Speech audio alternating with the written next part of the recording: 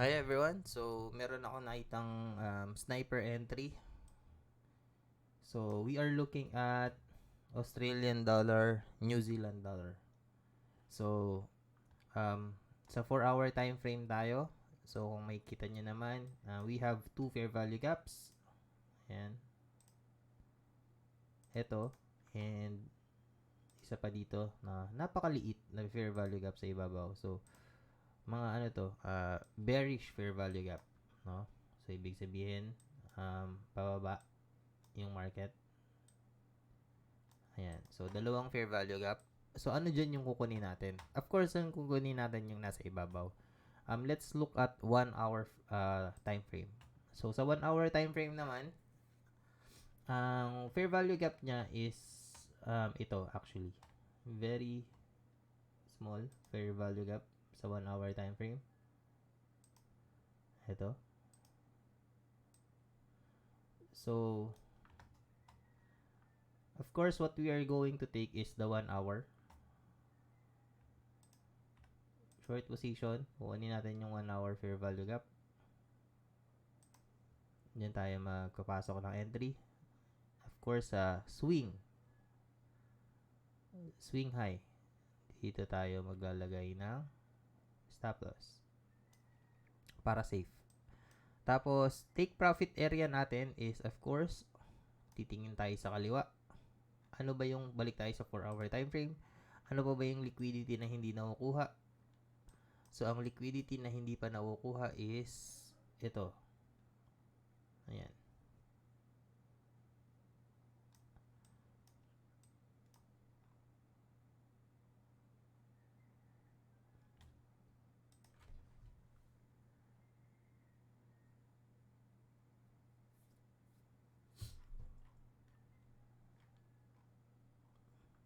Sa 1 hour time frame pala.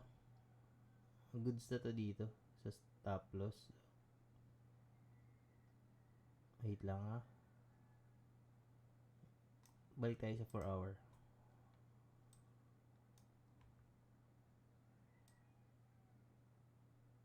Ito, 4 hour time frame. Ito pala. Take na lang natin yung 4 hour. Kasi ganun din eh. Aabutin niya rin yan eh. Dito tayo sa 4 hour. Ayan.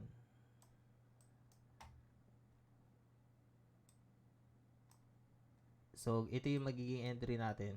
So, bakit yung 4 hour yung kukunin natin, no? Bakit 4 hour? Kasi sa 4 hour, um, nasa kadikit na siya ng order block, which is, ito yung order block. No? So, this is the bearish order block. Kulayan natin ng red kasi bearish order block siya. So, potentially, ang mangyayari dito is gagawa lang to ng ganyan. Tapos, yung body ng candle is baka ganito din yung mangyari dyan. Yan. Yan. Yan na lang yung mangyayari dyan. Tapos, pababa na yan. Yan. So, kumbaga, itatouch nyo lang yung, yung fair value gap, itatouch nyo lang yung order block, tapos pababa na yan. So, ito yung mga potential na kukunin natin.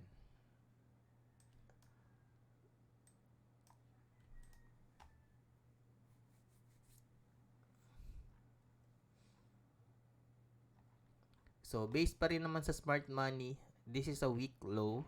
So, ibig sabihin, potentially, bababa pa din to.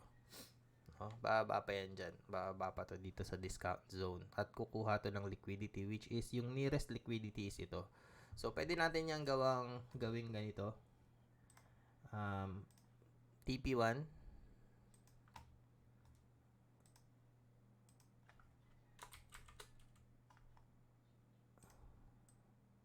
Tapos, ito yung pangalawang liquidity.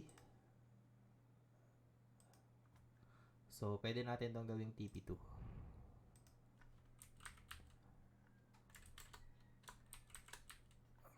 Ayan. Pasok ba?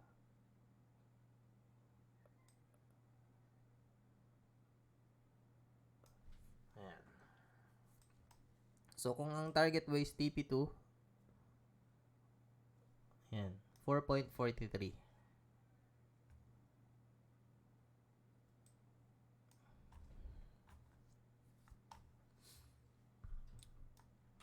So, of course, play it safe, no?